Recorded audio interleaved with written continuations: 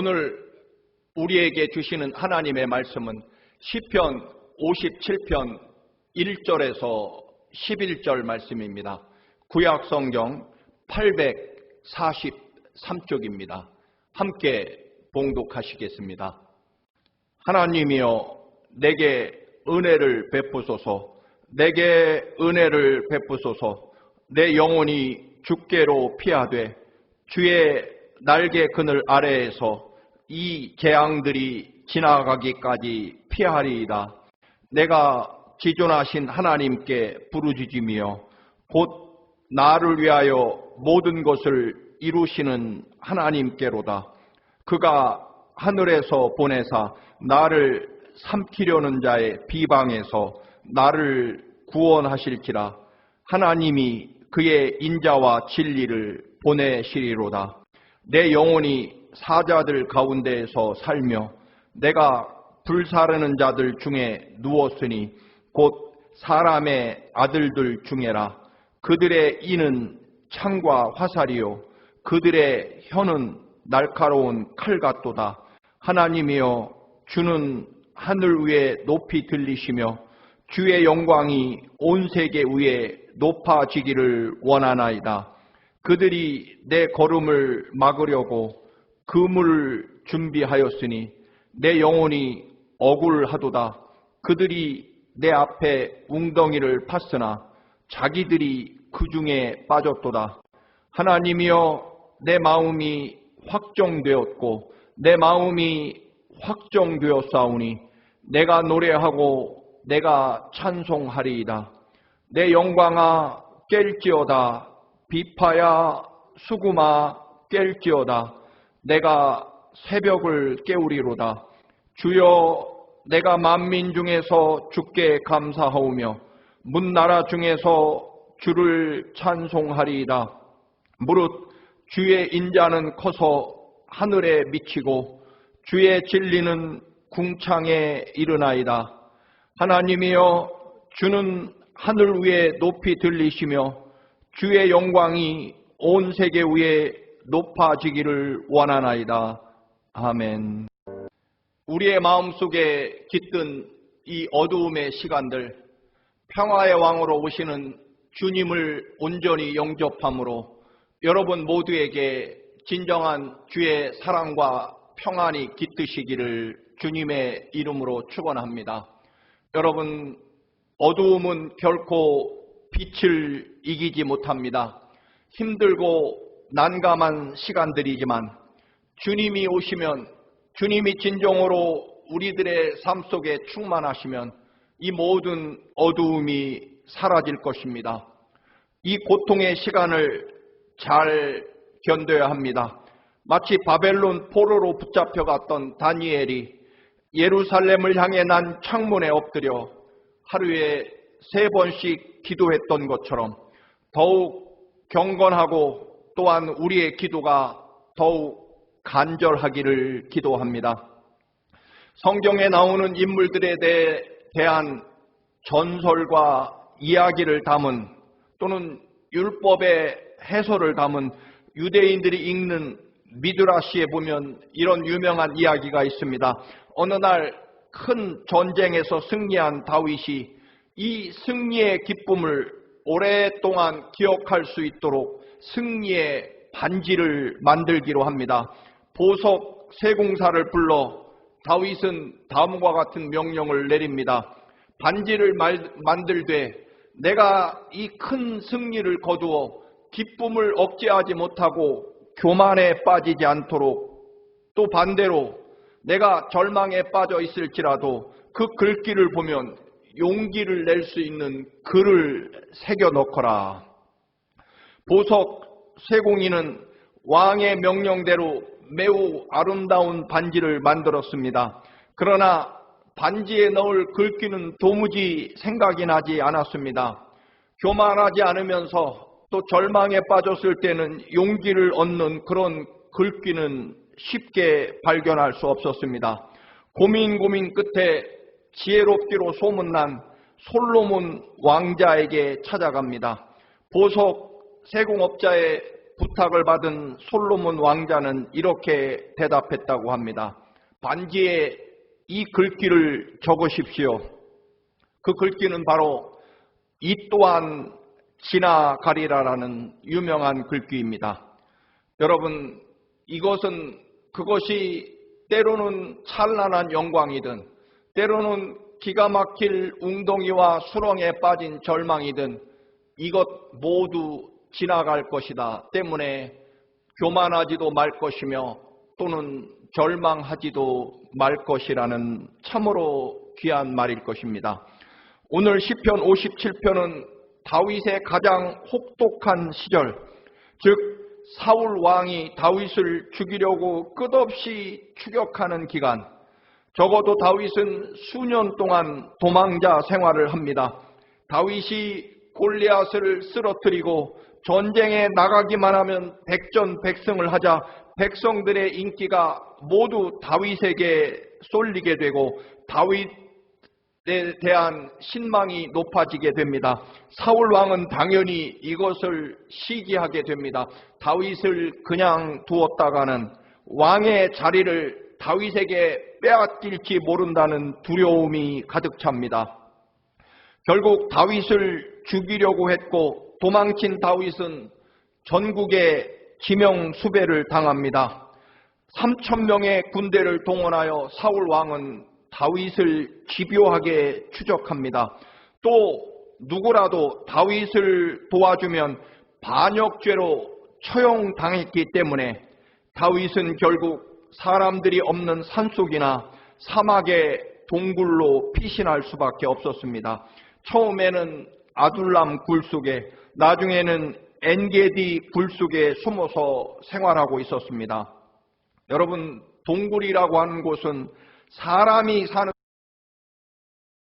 곳이 아닙니다. 동물들이 사는 곳이 동굴입니다. 특별히 엔게디 광야의 동굴은 혹독한 무더위와 특별히 죽음의 호수인 사해 호수 곁에 있는 동굴이었습니다. 늘 말씀을 드립니다만 다윗에게 잘못이 있다면 오로지 자기 생명을 걸고 이스라엘을 위하여 전쟁터에 나가 싸워 승리한 것뿐입니다. 국가의 영웅으로 존귀한 대접을 받아도 시원치 않을 판에 오히려 반역자로 물려 도망자가 되고 동굴을 전전하며 마치 짐승처럼 살아갈 수밖에 없습니다. 오늘 시편은 바로 그 동굴 속에 살면서 쓴 시입니다. 다윗은 이런 처참하고 억울한 상황에서도 하나님을 결코 포기하지 않습니다. 하나님만을 바라보고 있습니다. 그는 끊임없이 자기가 믿고 있는 하나님은 어떤 분이시며 또한 어떤 역사와 능력을 행할 것이고 하나님의 뜻은 과연 무엇인지를 끝없이 하나님을 향하여 자신의 삶을 맡기고 해석하게 됩니다. 사실 우리들은 어려움에 봉착하게 되면 끝없이 내가 누구이며 나는 어떤 능력을 가지고 있고 또 반대로 이 어려움은 누구 탓인지를 따지려고 합니다. 그러나 여러분, 우리는 어떤 상황에서도 하나님이 나에게 어떤 분이시며 또 이 순간에 어떤 사랑과 은혜를 준비하고 계신지, 그리고 이 상황을 통해서 하나님이 내게 원하시는 하나님의 뜻은 무엇인지를 끊임없이 고백하는 사람, 그 사람이 믿음의 사람이며 그런 믿음을 가진 사람이 큰 믿음의 사람일 것입니다. 그리고 그 길만이 구원을 얻는 길입니다. 그래서 다윗은 하나님께 호소하고 기도합니다. 몇 년 전에 하늘나라로 가신 고 강영우 박사 이야기입니다. 아버지가 13살 때 돌아가셨고 15살 때에는 축구공에 맞아 그만 두 눈을 실명하게 됩니다. 아들이 맹인이 된 것에 대하여 충격을 받으신 어머니가 그 자리에서 돌아가시게 됩니다. 결국 17살짜리 누나가 동대문 평화시장 봉제 공장에서 미싱사로 일하며 동생들을 돌보게 됩니다. 그러나 그 열악한 환경에서 결국 누나마저도 폐결핵으로 세상을 떠납니다. 강영우 박사는 남겨진 어린 두 동생을 껴안고 통곡하다가 결국 맹인학교에서 주님을 만나게 됩니다.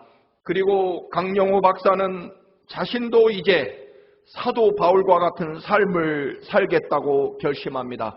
마침내 한국인으로서는 미국 장애인 인권위원회 차관보의 자리까지 올라가게 됩니다. 그 강영우 장로님의 간증입니다. 하나님께서 절벽 가까이 오라고 하셔서 그곳으로 갔습니다. 그랬더니 절벽 끝자락까지 더 오라고 하셨습니다. 그래서 절벽 끝자락까지 다가갔습니다. 그 절벽 끝에서 간신히 발을 붙이고 서 있는 나를 하나님께서 그만 밀어 떨어뜨려 절벽 아래로 떨어뜨리셨습니다. 나는 떨어지고 또 떨어져 아래로 떨어지고 있었습니다. 그런데 나는 그때까지도 내가 날개를 가지고 날 수 있다는 사실을 알지 못했습니다. 하나님께서는 내게 날개가 있기에 나를 절벽 아래로 떨어뜨리셨다는 간증입니다. 여러분, 그 어디에도 희망이 보이지 않으십니까? 그렇다면 하나님을 향하여 기도의 날개를 펼치시면 됩니다. 하나님께서는 우리에게 기도의 날개를 주셔서 기도의 그 날개로 하나님을 향하여 날아오를 수 있게 하셨습니다. 다윗도 기가 막히고 절망적인 그 죽음의 동굴 속에서 기도의 날개를 펼칩니다. 1절, 2절 말씀입니다. 하나님이여 내게 은혜를 베푸소서, 내게 은혜를 베푸소서. 내 영혼이 주께로 피하되 주의 날개 그늘 아래에서 이 재앙들이 지나기까지 피하리이다. 내가 지존하신 하나님께 부르짖으며 곧 나를 위하여 모든 것을 이루시는 하나님께로다. 은혜를 베푸소서, 그 말은 불쌍히 여겨 주옵소서라는 말입니다. 주의 날개 그늘 아래로 피합니다라고 기도합니다. 하늘에서 독수리가 나타나자 어미 암탉이 새끼 병아리를 품는 모습입니다. 더 나아가서는 하나님의 거룩한 성소의 법궤 위에 있는 두 천사의 날개를 의미할 것입니다. 즉 하나님의 거룩한 성소에서 기도한다는 의미입니다. 다른 모든 가능성과 희망은 막혀버렸습니다. 그래서 하나님께서 살려주셔야만 이 고난에서 승리할 것이라는 고백입니다. 4절 말씀입니다. 내가 사람을 잡아먹는 사자들 한가운데 누워있어 보니 그들의 이는 창끝 같고 화살촉과도 같고 그들의 혀는 날카로운 칼과도 같습니다. 다윗이 전쟁에서 승리하고 돌아오니 시기하고 헐뜯는 사람들 때문에 큰 상처를 입게 됩니다. 그들은 때를 지어 사슴을 공격하고 물어뜯는 사자들 같았습니다.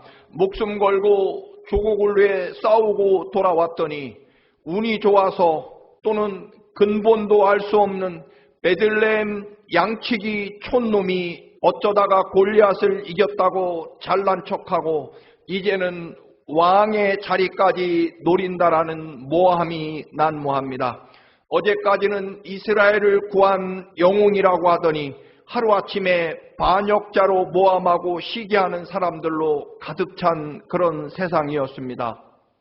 다윗이 너무 억울하고 결코 흔들리지 않겠다고 다짐하지만 아내와 딸과 어린 아들들이 동굴에서 늘 굶주리고 언제 죽을지 모르는 불안과 정말 동굴 속에서 짐승처럼 사는 모습에 도리가 없었습니다. 그래서 다윗은 하나님께 기도합니다. 억울하다고 호소하기도 합니다. 그런데 다윗은 참으로 놀라운 기도를 합니다. 5절 말씀입니다. 하나님이여, 주는 하늘 위에 높이 들리시며 주의 영광이 온 세계 위에 높아지기를 원하나이다. 다윗의 기도는 물론 억울하다고 하는 기도도 있지만, 그러나 그의 기도는 하나님, 내가 억울하니 사울 왕을 죽여주십시오. 혹은 사울을 이길 힘이나 군대나 무기를 주십시오. 저의 원수를 좀 갚아주십시오. 처자식들은 무슨 죄가 있어 이렇게 동굴에서 짐승처럼 굶주리며 불안에 떨며 살아야만 합니까? 제가 무슨 죄를 그토록 크게 지었습니까? 억울합니다라는 그런 내용의 기도가 아닙니다. 두려움과 절망감 또는 분노와 어둠 속이지만, 그러나 다윗은 그의 눈을 들어 하나님을 바라봅니다. 하나님이여, 주는 하늘 위에 높이 들리시며 주의 영광이 온 세계 위에 높아지기를 원하나이다. 생명의 빛을 봅니다. 영원토록 동행하시고 반드시 약속을 이루시는 하나님을 바라봅니다. 지금 처참한 상황이지만 그럼에도 불구하고 하나님이 영광을 받으시면 다윗도 살게 된다는 고백입니다. 오늘 이 시대의 현대인들은 바로 자기 자신이 우상입니다. 내 행복과 내 만족만을 위하여 살기 때문에 나를 괴롭게 하고 고통스럽게 하는 것은 다 싫어합니다. 그러나 믿음의 사람, 하나님의 자녀는 그래서는 안 됩니다. 하나님이 언제나 영원토록 나와 함께 하시고 우리들의 삶에서는 하나님이 먼저 영광을 받으시면, 하나님의 영광이 이루어지면 우리의 모든 어려움도 해결되고, 그리고 내 삶을 통해 하나님의 큰 영광과 축복이 나타난다는 믿음의 고백이 하나님의 백성들의 고백이 되어야 합니다. 다윗은 그래서 7절에서 또 노래합니다. 하나님, 내 마음이 확정되었고 내 마음이 확정되었사오니 내가 노래하고 내가 찬송하리이다. 하나님, 나는 내 마음을 확실히 정했습니다. 저는 내 마음을 확실하게 정했습니다. 그것은 하나님 어떤 자리에서도 감사의 노래와 하나님의 영광을 위한 찬양을 부르겠다고 내 마음을 정했습니다. 8절입니다. 내 영혼이 새로운 깨달음으로 검은고와 수금으로 찬송하며 새벽을 깨우겠다라고 고백합니다. 어려운 형편 때문에 잠시 낙심하고 좌절하고 무너진 내 영혼을 깨우게 하여서 하나님이 주실 새벽을 기다리며 일어서겠다는 뜻입니다. 참으로 절망적인 고난의 상황이었지만 그럼에도 다윗은 그곳에서 여전히 자신의 마음을 확실하게 정했다고 합니다. 하나님을 향한 감사와 찬양과 믿음으로 기다리겠다는 말입니다. 여전히 절망과 어두움의 동굴 생활은 변함없고 괴롭지만 그럼에도 불구하고 찬양과 감사의 노래로 하나님을 향한 간절한 믿음의 기도로 그 새벽을 흔들어 깨우겠다는 것입니다. 새벽을 깨운다는 말은 물론 단순하게 새벽 기도를 하겠다는 그런 뜻은 아닙니다. 믿음으로 이 어두움 속에서 기다리고 기다리다가 내가 새벽을 흔들어 깨워서 그 새벽을 앞당기고 그 새벽에 자신이 다윗이 가장 먼저 새벽을 맞이하겠다는 것입니다. 새벽을 기다렸다가 새벽에 가장 먼저 하나님의 역사와 영광을 가장 먼저 보겠다는 믿음입니다. 다니엘과 세 친구가 하나님의 말씀대로만 살겠다고 그들도 마음을 정했습니다. 그리 아니하실지라도 하나님만 섬기며 살겠다고 마음을 정했습니다. 그래서 그들은 왕의 은혜 앞에서도 굶주린 사자굴 속에서도 7배나 뜨거운 용광로 앞에서도 하나님의 사랑과 은혜를 선택합니다. 사도 바울도 마음을 정합니다. 나에게는 사는 것이 그리스도이니 죽는 것도 유익합니다. 그래서 나는 살아도 주를 위해 살고 죽어도 주를 위해 죽기로 마음을 정합니다. 그래서 사도 바울은 빌립보 감옥에서 죽도록 매를 맞고 기절했다가 깨어나도 그 감옥에서 감사와 찬송을 부릅니다. 그래서 빌립보 감옥이 무너지고 묶인 쇠사슬이 풀립니다. 욥도 그 처절한 혹독한 시련과 고난 속에서 자신의 모든 재산과 종들 그리고 11배까지 잃어버렸지만 하나님을 원망하지 않겠다고 마음을 정합니다. 그래서 욥은 주신 분도 하나님이시고 거두어 가시는 분도 하나님이시니 오직 하나님께서 하시는 일을 나는 찬송할 뿐이고 그래서 어떤 고난에서도 정금처럼 나오기로 마음을 정합니다. 요셉은 하나님의 계획 속에 살 것이며 결코 복수하지 않기로 마음을 정합니다. 그래서 형들에게 형님들이 나를 노예로 판 것이 아닙니다. 하나님께서 우리 민족을 구원하시려고 저를 앞서서 미리 보낸 것입니다라고 고백합니다. 다윗은 아무리 힘들고 어려워도 인간의 수단을 사용하지 않을 것이고 하나님의 때를 기다리며 하나님이 영광을 받으실 때까지 기다릴 것을 마음을 정합니다. 그래서 사울 왕을 2번이나 살려줍니다. 예수님께서도 아버지의 뜻대로 십자가를 지겠다고 마음을 확실히 정합니다. 십자가를 앞에 두고 겟세마네 동산에서 아버지 나의 원대로 마옵시고 아버지의 뜻대로 이루시옵소서라고 고백합니다. 시편 30편 5절 말씀입니다. 그의 노여움은 잠깐이요 그의 은총은 평생이로다. 저녁에는 울음이 깃들일지라도 아침에는 즉 새벽에는 기쁨이 오리로다. 믿음의 사람은 막연히 좋은 날 오기를 기다리는 사람이 아니라 새벽을 깨우는 사람입니다. 잠시 좌절하고 절망한 영혼을 먼저 깨워서 하나님의 영광과 은혜를 향하여 하나님의 영광을 이루기를 간절히 사모하며 기다리는 영혼, 그 영혼이 바로 새벽을 깨우는 것입니다. 사실 다윗이 처한 처참한 동굴 생활과 도망자의 삶은 별로 달라진 것은 없었습니다. 그러나 다윗의 마음이 확정되고 달라집니다. 그 어두운 동굴에서 감사와 찬양의 노래를 부릅니다. 찬양과 감사 그리고 하나님을 믿는 믿음으로 새벽을 기다리고 새벽을 깨우는 사람입니다. 마침내 그의 입에서 찬란한 고백이 나옵니다. 9절과 10절입니다. 주여 내가 만민 중에서 주께 감사하며 문나라 중에서 주를 찬송하리이다.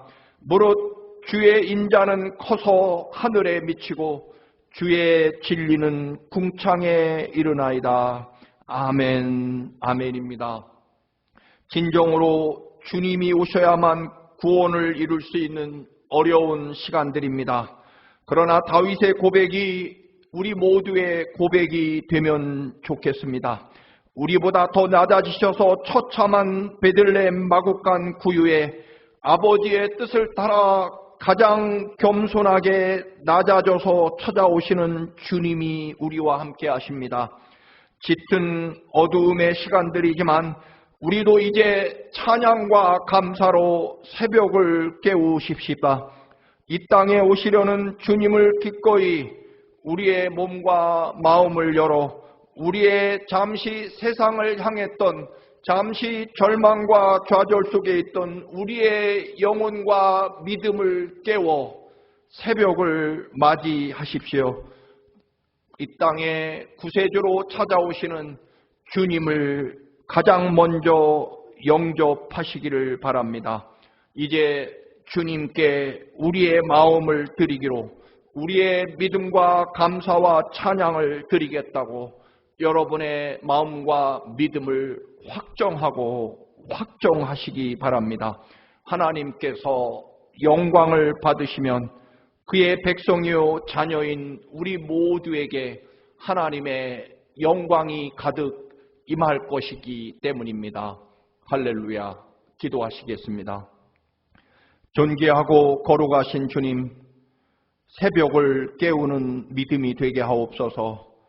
가장 처절하고 절망적인 죽음의 동굴 속에서도 하늘을 바라보며 내 영혼을 깨우고 믿음을 깨워 새벽을 기다리는, 그리고 새벽을 깨우고 맞이하는 그 믿음으로 이제 성탄에 오시는 살아계신 주님을 온전히 영접하게 하셔서 하나님의 영광과 존귀하심이 이 세계와 우리의 삶과 가정에 충만케 하옵소서. 예수 그리스도의 이름으로 기도드리옵나이다. 아멘.